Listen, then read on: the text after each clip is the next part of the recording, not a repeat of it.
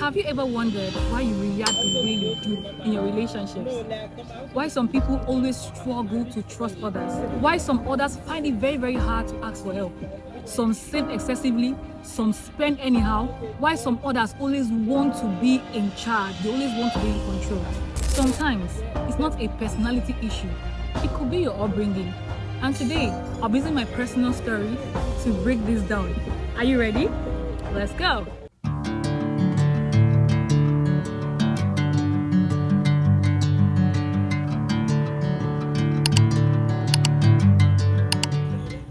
I've been reflecting a lot about myself lately.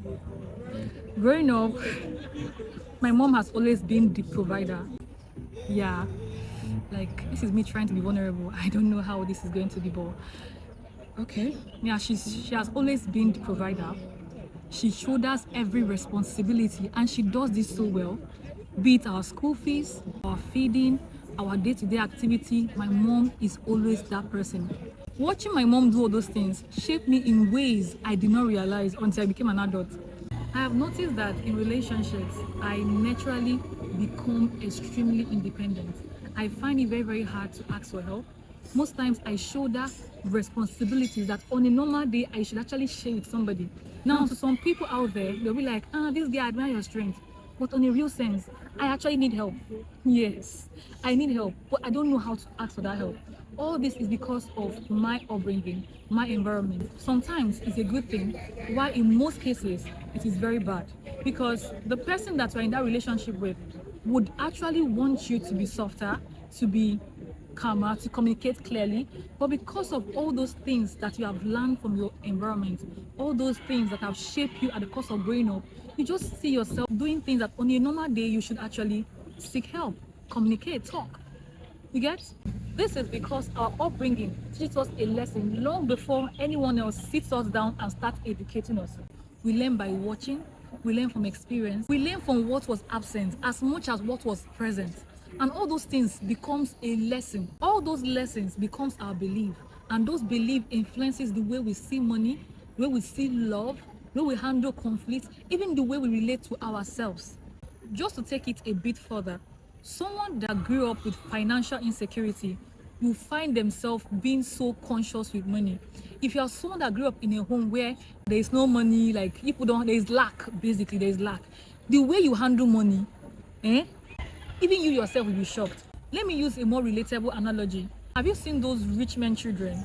Like those ones that basically came from wealth. There is always abundance. Anytime they ask for money, their parents are always there to send them money. What you notice about people like that is that they find themselves spending money excessively, spending money anyhow. It only takes a parent who understood that it is their responsibility to inculcate the right financial values on their child, to start nurturing the child from a tender age. But those parents that give their child money at any beck and call at any point in time, you will notice that when those children grow up, they are always spending money excessively. Am I communicating? Now, on the part of friendship, if you are someone that grew up in a home where you are always criticized, they always talk you down, they always make you feel like you don't really matter, you will notice that when you are among other people, you always struggle with insecurity, you always have fear within you, you always feel like you're not enough. You always have this trust issue. This is because if you trace it back to your home, you lack that love. You are being criticized. You don't feel like you belong. So when people outside now try to show you that level of love, you start having fear, you start doubting them. You don't trust them. I know that if you have watched to this point, you already understand what I'm saying. Yeah. For a romantic relationship, if you grow up in a home where there is constant quarrel between the father and the mother, there is constant disagreement, constant fights, you notice that you always have issue talking out those hard conversations. You find it extremely hard to communicate clearly to your partner.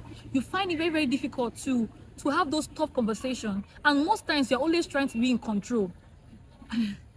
I know I'm touching some button, but that's just the truth. Now, the thing is that if you have noticed these particular issues, these particular problems here and there, the fact that you have identified it means that you can actually solve it. For me, I realized that my independence is a strength, but in most cases is a barrier, because something I could have gotten just by saying it out becomes very, very hard for me to say. Because I'll start thinking, what if this person talk down on me? What if I get criticized? What if the person now have a negative perception about me. But I'm telling you that it doesn't matter. I was having a conversation with a friend recently, and he told me, what is the worst that could happen? It's that they tell me no, or they tell me yes. That word stick very, very deeply. Like, it stick into my mental obrangada, if it's correct.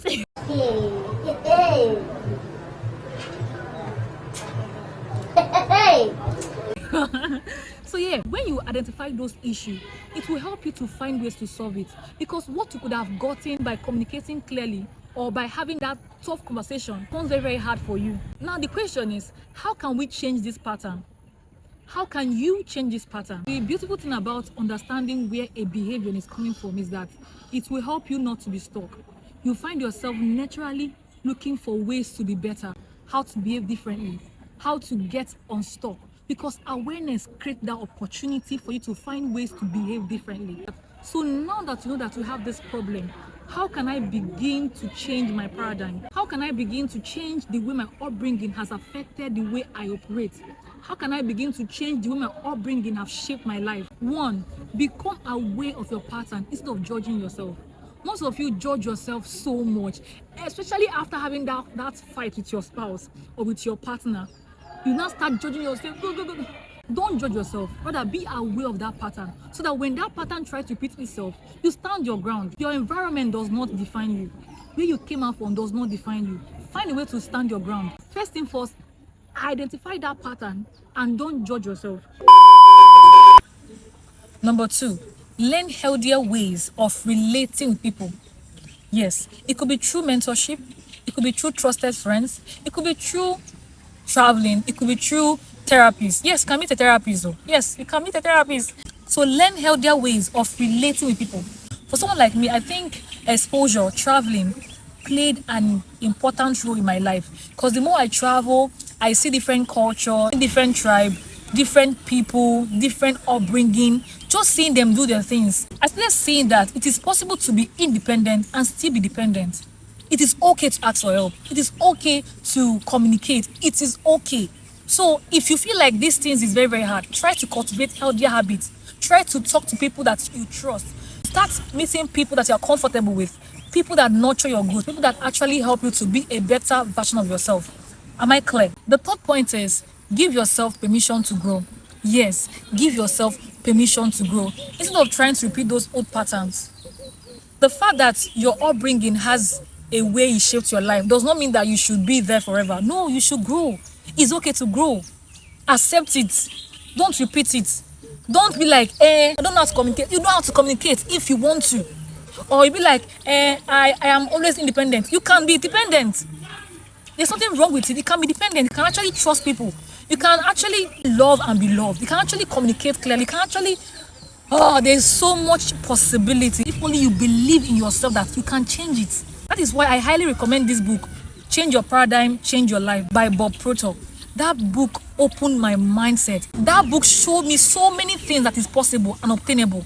Yes, you can change your life. Yes, it is possible. Yes, you can communicate clearly. Yes, you can be a better partner. Yes, you can be a better lover. Yes, you can be a better friend. Yes, it is possible. And all this can be done if you give yourself permission to grow. So if you are someone that is having this similar issue, if you know that your upbringing has affected the way you see life, the way you carry yourself, the way you present yourself, the way you relate to people, maybe you should talk to someone. Maybe you should read books. Maybe you should get a mentor. Yeah, maybe you should meet a therapist. You cannot do it on your own. You cannot change where you are coming from, but you can choose where you are becoming. There's this popular saying that the fact that your background is on the ground does not mean that your back should be on the ground. Do you get it? The fact that you came from a poor family does not mean that you have to remain poor. It's your choice to stand up and do those things you ought to do. Stand up and be better. And the thing is that the more we understand ourselves, the more we become a better partner, a better lover, better parents, and a better leader.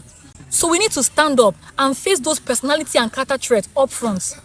Enough of hiding under the disguise of, this is how I am. This is not how you are. You are better. You are amazing. You are a good person. But wait, I hope that by now you must have liked this video and you must have subscribed to my channel. What are you waiting for? Yeah, hit that button, Bozbo. Hit it. Before I leave you, I will end with a question, and I would really like to get your feedback. I really want to see your feedback in the comment section, okay? What is that one thing that you have realized about yourself that can be traced back to your upbringing? And what are you intentionally trying to change? Please drop it in the comment section. I want to get your feedback, okay? I hope you found this video helpful. I hope you enjoyed every bit of this video the same way I enjoyed creating it. Do well to subscribe to my channel, do well to like my video, and do well to share it to your friends, your loved ones, that person that earnestly needs this video. Share it to them because it's going to help them. And don't forget to subscribe to my channel. And with that, I will see you in my next video. Bye.